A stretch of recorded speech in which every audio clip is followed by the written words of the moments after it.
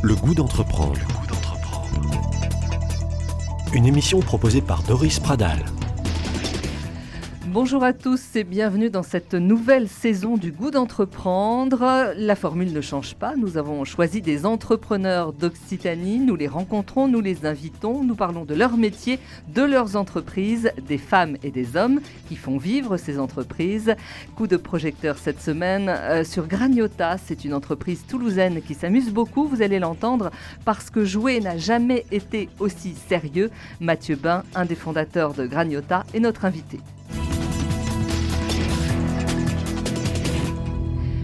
Visiter la ville autrement, explorer la Garonne, c'est le pari de Graniota. Des jeux de piste pour découvrir le patrimoine, des rallyes découvertes, des city games en équipe pour s'amuser et se challenger. Bonjour Mathieu Bain. Bonjour à tous. Vous êtes aux commandes avec Ludovic de Graniota. C'est une jeune entreprise toulousaine spécialisée dans le jeu, on peut dire ça ? Oui, tout à fait. C'est une agence de loisirs en réalité. On n'est pas spécialisé dans une activité, on a plusieurs activités, donc c'est pour ça qu'on se nomme agence de loisirs. Alors, agence de loisirs, qu'est-ce que ça veut dire ? On parlait de city game, qu'est-ce qu'un city game ? Qu'est-ce qu'un escape game, etc. Alors, tout simplement, on est spécialisé dans les loisirs. On a deux pôles principaux, des activités en centre-ville, de Toulouse et de Montauban, donc notamment les city games que vous évoquez. Donc un city game, c'est quoi ? C'est un jeu qui est fait pour découvrir ou redécouvrir la ville d'une façon ludique et originale. Il y en a un petit peu pour tout le monde. Il y a nos rallyes découvertes qui sont faits pour vraiment découvrir le patrimoine tout en s'amusant. Et on a les city games qui sont des jeux où on doit résoudre des énigmes dans un temps imparti. Là, ce sont des jeux un peu plus sur le mode challenge. On est moins dans la visite tranquille. Là, on est vraiment un peu la tête dans le guidon à résoudre des énigmes dans un temps imparti. Et à la manière d'un escape game, on doit remplir une mission autour d'un chronomètre. Alors, on est loin des visites guidées traditionnelles d'une ville. Oui, tout à fait. Donc là, on est acteur de notre visite. Un kit de jeu est donné au départ du parcours. Et au fur et à mesure de votre évolution dans le parcours, vous avez tout un tas de choses à relever vous-même dans les rues de Toulouse, sur le patrimoine toulousain. Des indices à relever, des énigmes à résoudre. Et tout ça est un prétexte, en fait, à vraiment lever les yeux et à découvrir les éléments du patrimoine. Voilà, exactement, à redécouvrir la ville un petit peu autrement. Alors, ça s'adresse à qui, en fait ? Qui est intéressé par ce type de jeu ? La famille ? Toute la famille ? Oui, alors on a beaucoup de familles toulousaines qui viennent nous visiter sur ces jeux. Aussi des familles qui reçoivent parents et amis visiteurs de la ville. Et donc, c'est un moyen pour faire découvrir à son entourage proche la ville quand on ne la connaît pas forcément très bien. Et aussi les groupes d'amis, notamment autour du city game, où là, les amis aiment bien se challenger autour d'un jeu à la manière d'un escape game en grandeur nature dans les rues de Toulouse et de Montauban.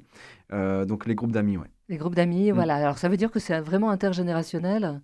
Oui, tout à fait. On a conçu les jeux de façon à ce qu'il y ait différents parcours qui correspondent à différents types de profils, bien entendu. Donc, c'est intergénérationnel. On a les grands-parents qui viennent avec les petits-enfants les mercredis après-midi, par exemple.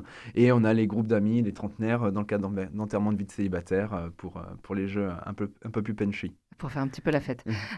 Parlez-nous de Graniota. Graniota, ça veut dire grenouille en occitan, c'est ça ? Exactement, voilà, ça veut dire grenouille en occitan. Donc, on a choisi ce nom, donc Graniota, déjà en référence à l'occitan et à notre attachement à l'Occitanie. Et Graniota, grenouille en occitan, tout simplement, ça fait référence à notre polyvalence. On est aussi bien dans l'eau que sur terre à travers nos activités. Donc voilà, on est les amphibiens des loisirs. C'est ça. Alors, on va en parler tout à l'heure parce que vous avez aussi pas mal d'activités qui mettent en valeur la Garonne, le pôle Garonne. Comment vous avez décidé et quand avez-vous décidé de devenir entrepreneur ? Parlez-nous de votre parcours. C'est ce qui nous intéresse dans le goût d'entreprendre. Alors, chez Graniota, nous sommes 3 associés, donc Ludovic, Alexandra et moi-même. Donc, Ludovic et moi-même avons le même cursus exactement. On se connaît depuis la première année post-bac. Et à l'issue de nos études, on a monté notre entreprise, tout simplement. Qu'est-ce que vous avez fait comme études ? Racontez-nous. Alors, tout d'abord, une faculté des sciences du sport. On s'est destiné au professorat d'EPS, d'éducation physique et sportive. Au bout de quelques temps dans nos études, à travers nos expériences, en tant que stagiaires, nous nous sommes rendus compte que c'était pas forcément ce qui correspondait le plus à notre état d'esprit ou en tout cas à notre fibre et l'esprit entrepreneurial est né un peu de ça. Ouais. Voilà, on s'entendait très bien avec Ludovic, on a mené plusieurs projets en tant qu'étudiants, et on s'est dit: «Mais, voilà, monter notre propre affaire et aller à l'aventure tous les 2, ça nous parlait bien». Et assez rapidement, Alexandra, a rejoint l'aventure, qui est une amie issue d'école de commerce. D'accord, d'accord. Donc vous êtes complémentaires en fait. Vous avez le côté marketing commercial et sportif. Exactement, exactement. Avec Ludovic, nous avons complété nos études de faculté des sciences du sport avec un master en management des organisations sportives, management des entreprises à Toulouse. C'est ce qui Voilà. nous a fait arriver. C'est un pari un peu, on va dire, osé, forcément, quand on se lance, évidemment, mais quand on se lance dans le domaine du sport aussi, parce que j'imagine que vous avez des normes qui doivent être quand même assez draconiennes. Vous emmenez les gens en canoë-kayak, et dans ces conditions-là, il y a des règles. Tout à fait, c'est une responsabilité de proposer ce type d'activité-là, notamment l'activité Mm, canoë-kayak, hein, où mm. il y a le savoir nager qui est obligatoire, avoir des normes sécuritaires par rapport aux équipements loués, etc. Donc oui, forcément, il y a une culture à avoir de ça, il faut avoir bien conscience de ça et puis se tenir à jour des différentes évolutions en matière de réglementation. Oui, tout à fait. Votre clientèle, c'est le particulier, c'est la famille, mais Oui, tout aussi... à fait. Donc, on a d'abord les particuliers, les familles, les amis, Mhm, et on a aussi tout un versant de notre activité qui est lié à l'événementiel de groupe, notamment ouais. groupe d'entreprises, associations, écoles d'étudiants. Ce sont deux clientèles bien complémentaires, puisque ça ne correspond pas forcément au même mois dans l'année en matière de Mhm, mhm. comportement. Donc voilà, Graniota fonctionne toute l'année en réalité avec sa diversité d'activités, sa diversité de clientèle. Alors comment ça fonctionne justement ces derniers mois, puisque à la sortie du confinement, donc pendant quelques mois, vous n'avez pas travaillé, bien évidemment. Vous avez préparé l'été en vous disant on va pouvoir ouvrir dans certaines conditions, en toute sécurité. Ça s'est plutôt bien passé cet été. Comment avez-vous vécu cette saison? Alors cette saison estivale a été en effet une très belle surprise pour nous, notamment avec la clientèle de particuliers pour l'activité canoë-kayak en nature, puisqu'on propose du canoë-kayak à 20 minutes au sud de Toulouse dans un cadre complètement naturel. Là, on a senti qu'il y avait une vraie demande. On Ouais. s'est même fait un peu surprendre au départ, au début de saison. On s'était organisé un petit peu comme les autres années et finalement, il y avait une demande qui était bien plus importante cette saison 2020. Donc oui, on a fait une très belle saison estivale 2020 avec le canoë-kayak pour les particuliers. Bon, en revanche, le,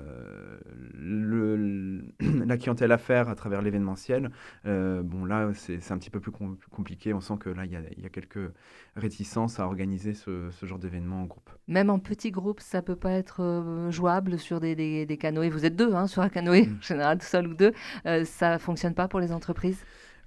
Alors si, pour les petits groupes, ça pourrait fonctionner, mais au-delà de ça, c'est pas forcément d'actualité dans les entreprises Ouais, d'organiser ce ouais. genre, ce C'est pas genre le moment. C'est d'événement. plus le moment là. Pour le Pour le moment, ça moment. n'est pas le moment. Je pense qu'on en saura un petit peu plus un mois après la rentrée, quand l'évolution sanitaire sera un peu plus claire dans l'esprit de Mmh, chacun. mmh. Donc c'est une grosse partie quand même de votre chiffre d'affaires qui risque de disparaître, on va dire, dans les mois qui viennent? Tout à fait, bah, c'est déjà une première partie qui a disparu sur la période mars jusqu'à juin, hein, parce que Ouais, c'est ouais. la grosse saison événementielle, elle est à ce moment-là, et puis aussi en septembre-octobre. Bon, Mmh. pour le moment, bon, bien entendu, au printemps, il n'y a pas eu de commande, hein, tout a été annulé. Et à l'automne, septembre-octobre, pour l'instant, c'est assez morose. Et donc il va falloir remplacer par le particulier peut-être? Oui, Des tout à actions fait. envers le particulier? Oui, c'est aussi notre force, c'est qu'on est en capacité de s'adapter un petit peu à travers notre diversité d'activités, notre organisation. On Mmh. est, on est capable aussi de vraiment proposer, renforcer notre volume d'affaires lié aux clientèles de particuliers, tout à fait. Et faire revenir aussi les gens en ville, parce que cet été, effectivement, les Français sont partis majoritairement en France, et surtout à la campagne ou à la montagne, et très peu dans les villes qui n'ont pas bénéficié de toute cette nouvelle manne touristique. Oui, tout à fait. Bon, il y avait la vraie demande, le vrai Oui, besoin, c'était de se ressourcer en ouais, nature, hein. Donc voilà, ça on l'a c'est bien ça. senti, hein, Mm. tout en étant à 20 minutes au sud de Toulouse, on le voyait, hein, il y avait une vraie différence entre nos activités, la fréquentation de nos activités en plein centre-ville et à 20 minutes de Toulouse. Donc on peut pas nager en contre-courant, la demande était, était en pleine nature, mais il y a un vrai en effet enjeu à faire revenir les personnes en ville parce que il y a tout un tas de choses, de belles choses à découvrir, à faire vivre, à faire voir. Et oui, ça va être notre challenge de l'automne. Ouais. C'est ça, parce qu'on peut imaginer plein de choses en centre-ville, même autour de la nature, autour des parcs à Toulouse. Complètement, complètement. On a la chance d'avoir le fleuve Garonne qui passe en plein centre-ville Ouais. de Toulouse. On a la chance d'avoir tout un tas de parcs arborés, etc. Donc c'est à nous de nous réinventer pour correspondre à cette mouvance-là. Vous avez travaillé avec des saisonniers, des animateurs. Comment Tout- ça fonctionne chez vous? Alors oui, tout à fait. On a une équipe de saisonniers, d'animateurs qui nous permet, sur les 6 plus gros mois de l'année, de faire face à la demande. Donc, Mhm, mhm. on a une équipe d'encadrants spécifiquement pour le canoë-kayak, hein, puisque là, comme vous l'avez dit tout à l'heure, c'est une activité réglementée avec Ouais. des diplômes spécifiques, etc. Donc, oui, on a une équipe de 8 à 10 salariés saisonniers sur l'activité canoë-kayak. Et puis après, nous avons nos encadrants pour les activités en centre-ville, pour les jeux de piste. Ah oui, ça représente quand même une belle équipe pour l'été. Oui, tout à fait. Pour la période estivale, c'est une belle équipe. Ouais. Comment vous les avez recrutés, alors, ces animateurs encadrants? Alors, les encadrants pour le canoë-kayak, ce sont avant tout des jeunes qui ont été formés par mon collègue Ludovic Davio, qui D'accord. était encadrant canoë-kayak dans un club Uhum. sportif. Et ce sont des jeunes qui maintenant ont l'âge d'encadrer et ont les diplômes pour encadrer. Donc on a cette chance-là d'avoir cette ressource très qualitative, puisqu'on sait d'où ils sortent, on sait qu'ils sont très bien formés. Et on a ces jeunes-là qui sont fidèles au poste de saison en saison. Donc c'est une vraie chance pour nous. On a vraiment une chouette équipe avec nous. Ok, on va Mm. embarquer avec vous dans un petit instant. Vous restez avec nous? À tout de suite, Mathieu. Mm.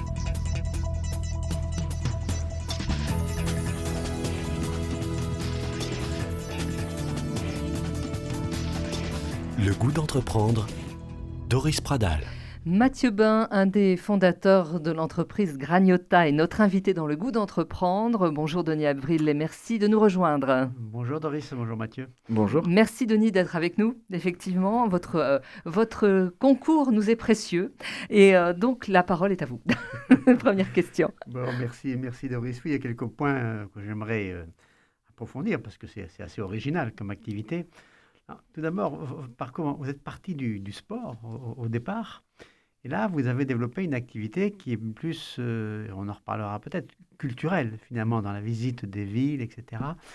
Quel a été votre chemin pour passer de l'un à l'autre, hein?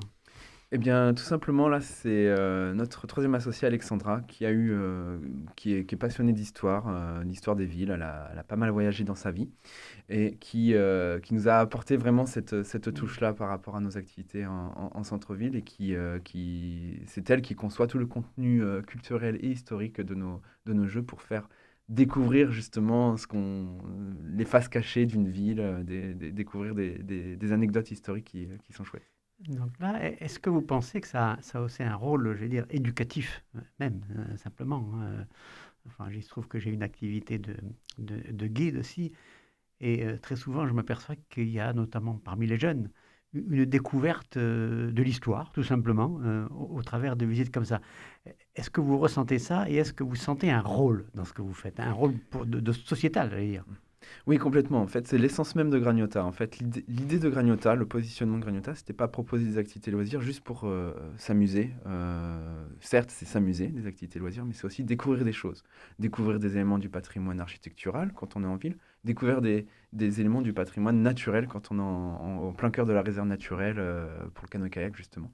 Donc oui, on sent très bien qu'on a un rôle à jouer là-dessus et tout notre rôle, c'est pas de remplacer les visites guidées orchestrées par l'Office de tourisme, par exemple. C'est vraiment venir en complément pour répondre à une autre demande, pour découvrir tout en s'amusant, avoir un aspect pédagogique et ludique.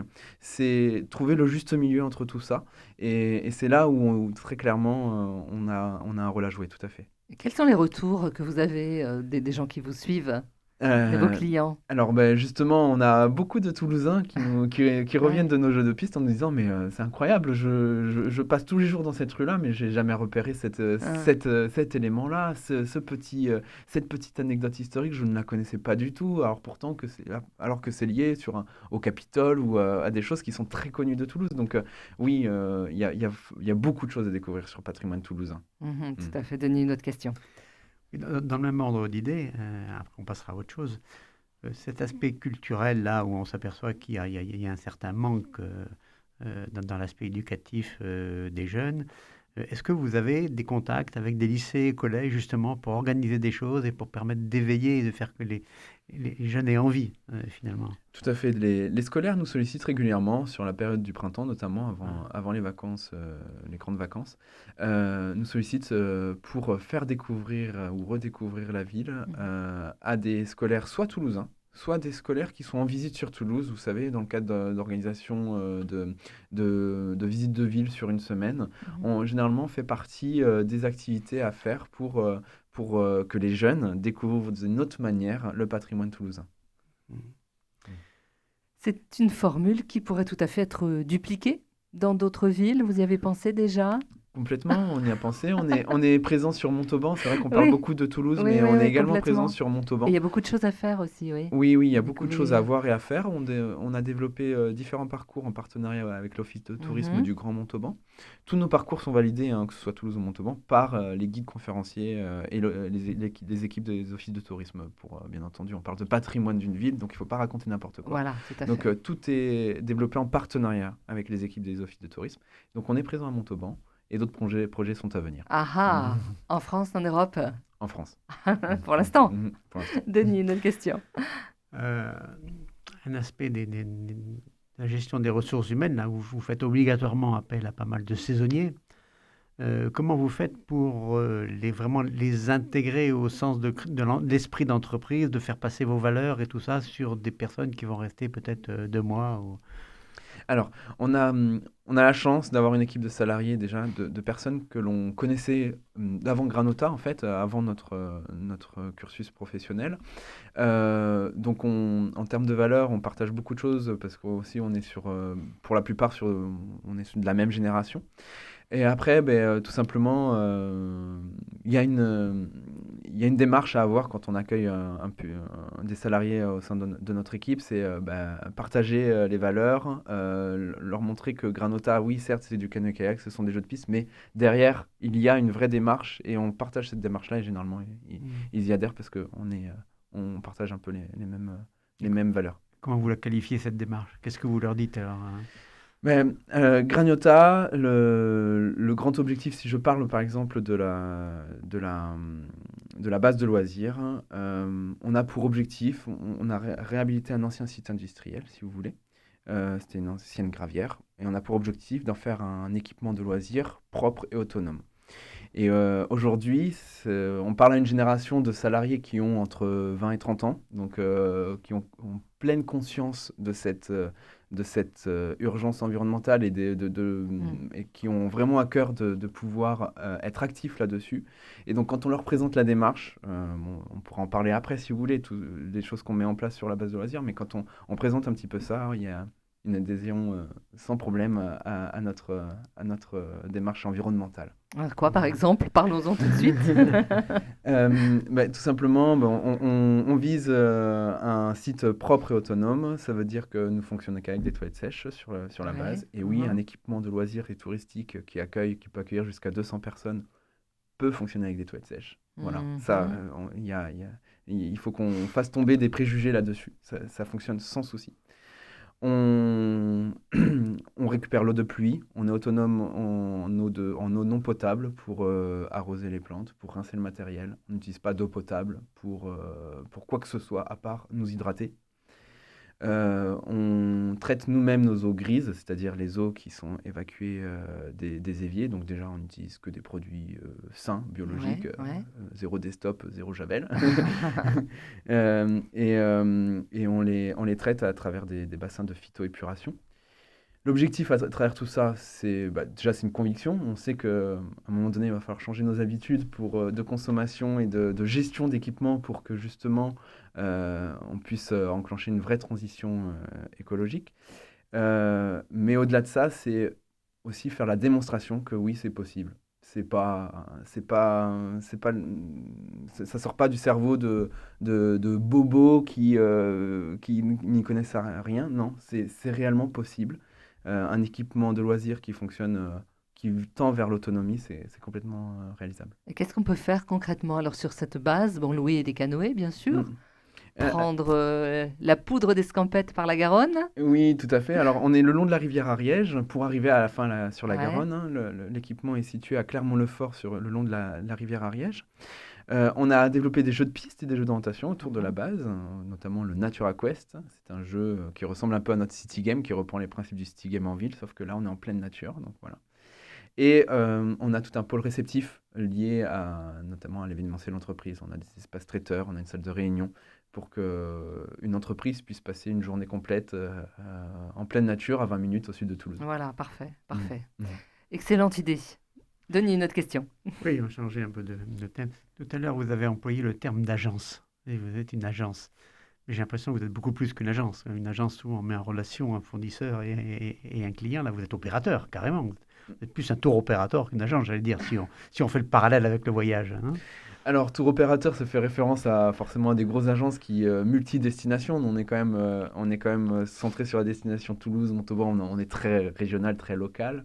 Une agence, tout simplement parce que oui, on a une diversité d'activités, une diversité de clientèle qui fait que on peut pas juste dire qu'on est prestataire kayak ou être organisateur de jeux de piste. On est capable en fait de répondre à une demande assez large, packager des offres. On travaille avec des restaurateurs locaux pour proposer des activités suivies d'un repas, avec des bars locaux, avec des fournisseurs locaux. Enfin, on essaie de packager des offres pour correspondre à chaque fois aux demandes des différentes clientèles. Donc, d'où le nom agence. Ouais.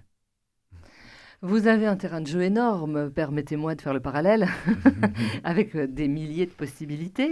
Comment vous voyez évoluer justement à la fois votre activité, il y a deux questions, votre activité et le tourisme au sens large dans les mois et les années qui viennent, même si on sait bien, il est difficile de faire des projections en ce moment.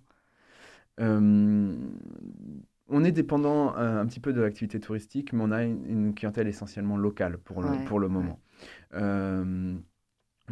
C'est sûr que les événements de cette année 2020 chamboulent un petit peu tout, changent un petit peu les spectres, mais au final, on l'a compris cet été, dans chaque crise, il y a une opportunité. On l'a vu, cet été, on ne s'attendait pas du tout à ces fréquentations-là sur nos activités, on s'est adapté.